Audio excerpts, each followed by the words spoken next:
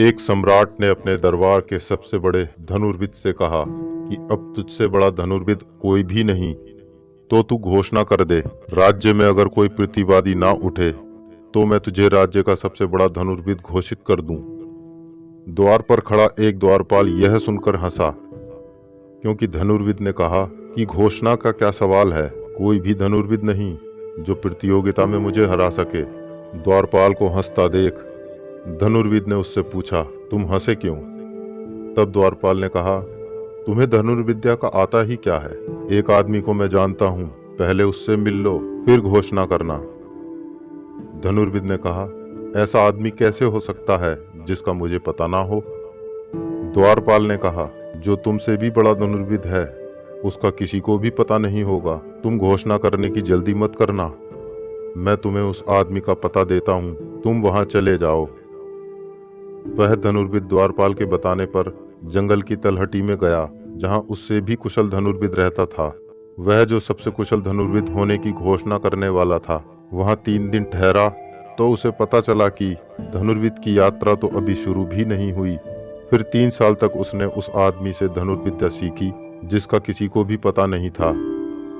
वह इतना कुशल था कि किसी साधारण लकड़ी के टुकड़े को भी तीर की भांति उपयोग में ले सकता था। लेकिन वह आदमी अकेला रहता और जंगल से लकड़ियां इकट्ठी करके गांव में बेचता था। धनुर्विद ने उस आदमी से 3 साल में सब कुछ सीख लिया। तब उसे लगा कि अब मैं घोषणा कर सकता हूँ। लेकिन इसमें एक कठिनाई थी कि ये जो गुरु है, इसके रहते मैं घोषणा कर भी दूं तो भी मन में ये पीड़ा रहेगी कि प्रथम तो ये गुरु ही है, जबकि गुरु कोई प्रतिवाद करने भी नहीं आएगा। लेकिन इस गुरु की मौजूदगी के कारण मैं नंबर 2 ही रहूंगा। तो उसने सोचा, गुरु को खत्म करके ही चलूं। एक सुबह गुरु लकड़ियां लेकर आ रहा था। शिष्य ने एक पेड़ की आड़ में छिपकर गुरु पर तीर चलाया।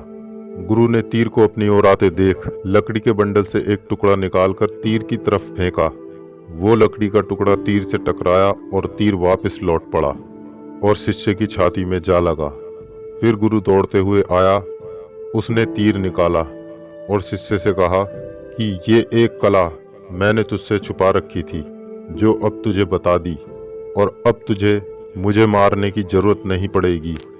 तू समझ कि मैं मर गया, मैं बस एक लकड़हारा हूँ। आज से मैंने धनुर्विद्या छोड़ दी, तू अब जा सकता है। लेकिन जाने से पहले एक बात ध्यान रखना, मेरा भी एक गुरु है जो अभी जीवित है। मेरे पास 3 वर्ष में सीख लेना काफ़ी है, मगर मेरे गुरु के पास सीखने के लिए 30 जन भी कम होंगे। घोषणा करने से पहले कम से कम मेरे गुरु के दर्शन जरूर कर लेना। अब उस आदमी के प्राणों पर तो जैसे निराशा छा गई। ऐसा लगा कि इस जगत में प्रथम धनुर्विद होना तो असंभव मालूम पड़ता है। उसने पूछा, कहाँ है तुम्हारा गुरु और उसकी खूबी क्या है? क्योंकि तुम्हें देखने के बाद कल्पना में भी नहीं आता कि और ज्यादा खूबी क्या हो सकती है। गुरु ने कहा कि मुझे लकड़ी का टुकड़ा फेंकना ही पड़ा।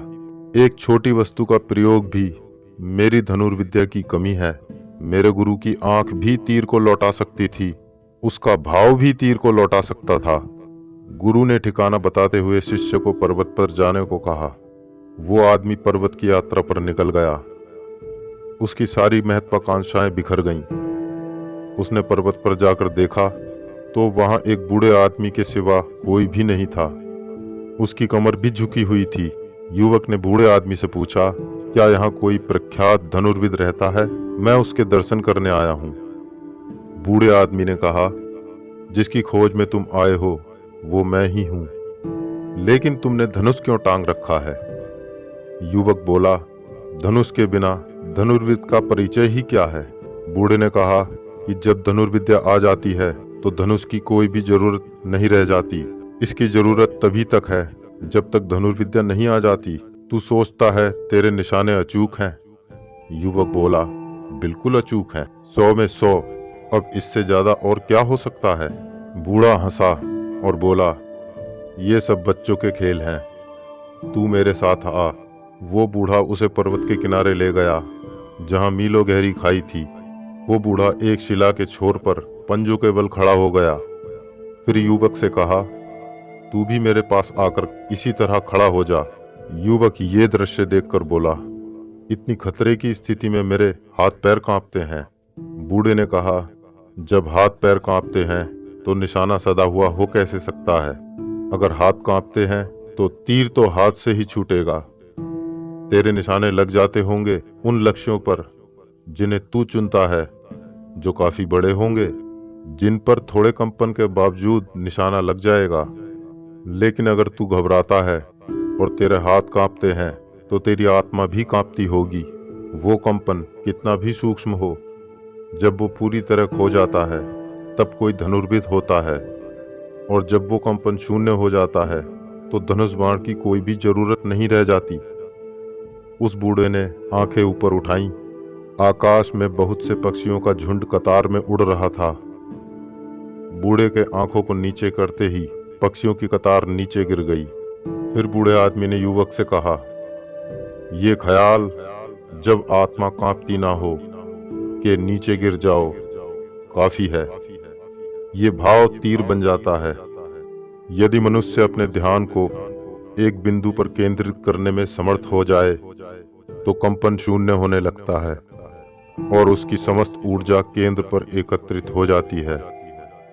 उसका चित्त वर्तमान में उपस्थित होता है। ना कोई आकांक्षा, ना कोई दुख, ना कोई भय। निर्विचार की यही अवस्था साक्षी भाव कहलाती है। जब मनुष्य होश से भर जाता है फिर उसके लिए कोई भी लक्ष्य कठिन नहीं। होश पूर्वक जीना ही जीवन की सच्ची अनुभूति है।